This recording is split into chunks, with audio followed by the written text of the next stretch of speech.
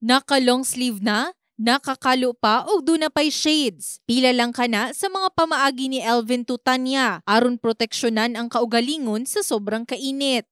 Subong ma'am, daw init na gid kayo ma'am. Karon na siguro init-init na gid. Kung magagawas ka, dapat lang gud magdala ka proteksyon sa sarili mo ba kay lisod mo nabi nga hindi ka masiguro nga healthy ang katawan mo. Daghan sa General Plaza ang nagpalandong tungod sa nabating kainit. Pila usab dunay bitbit nga payong, sagad kanila dunay dalang tubig ug taod-taod silang gainom. Ako ma'am, jacket kag tubig ma'am. Always ina sir. Oo ma'am, basta magbiyahe ko lagyo. Anong kumbaga sir dili gid nimo malimtan nga dapat lagi dala tubig ano.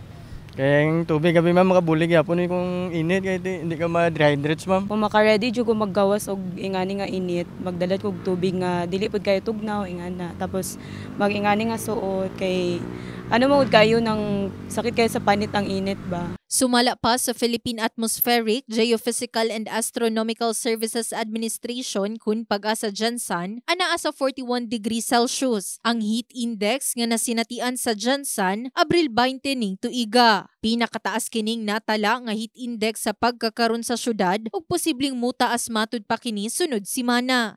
Karon og ugma ang ato ang forecasted nga taas nga heat index karong bulan sa Abril. Ang gikaingong heat index, extreme caution matud pa nga mo resulta sa heat cramps ug heat stroke, gani mas maayong magdala og tubig, kalo payong ug mag-sunblock aron duna matud pay panagang sa taas nga sidlak sa adlaw.